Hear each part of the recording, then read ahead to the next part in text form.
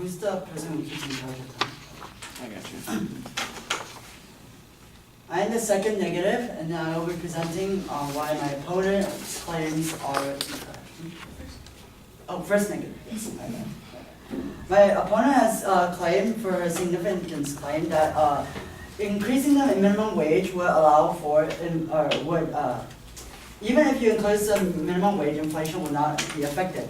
That is incorrect on the statement or on the vision that the minimum wage, that even though the minimum wage has stayed the same, inflation has increased. The reason that this is a wrong perception is because inflation has only grown slightly through without an increase in minimum wage. If you were to increase the minimum wage, then then the workers will be paid more, which means that the companies lose money. Because the companies lose money, they will be forced to attribute or to satisfy these gains through another means. Therefore, they will have to increase their prices.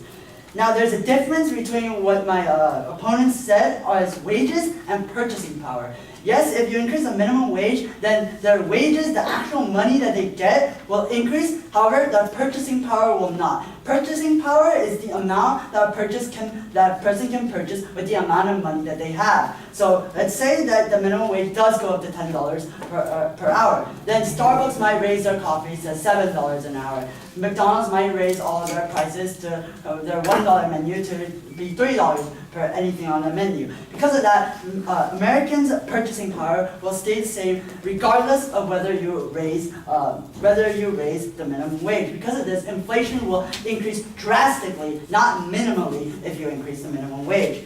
As proof of this, I have a quote from PewResearch.org that says that inflation has been raised since 2009. However, the height of the purchasing power for Americans was indeed in 1968, was the time when Americans had the most purchasing power. Therefore, regardless of whether you increase the minimum wage, their purchasing power stays the same, which means that all that increasing the minimum wage would do would be inflating our currency value, which has no benefits. Her secondary claim, her inherency claim, was that it will help people go above the poverty line. This, however, is not true. Because the prices would increase. If prices were increased, then the standard of living would also increase. If the standard of living was to increase, then the line or the amount of money that you would need to be considered out of poverty would also increase. Because of this, it would not affect poverty in any way. A report by Cato has stated that since 1995, 8 studies have been examined the income and poverty effects of minimum wage increases, but all but one have found that the past minimum wage had no effect on poverty. This shows that even if you raise the minimum wage, the poverty line of Americans would not raise. And the reason for this is because of the increase in money that is required to have a standard of living. If you have more money, but prices increase for the stuff that you need or to live, then you're not out of poverty, because the purchasing power would still stay the same.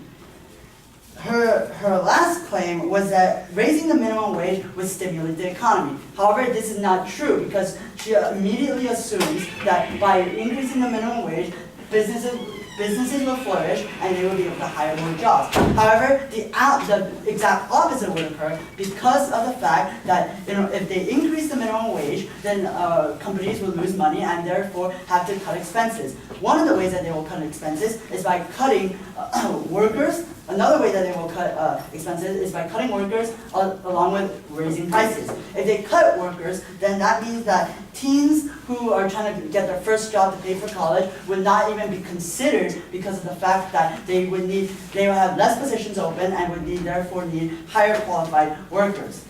And also, it would reduce advancement for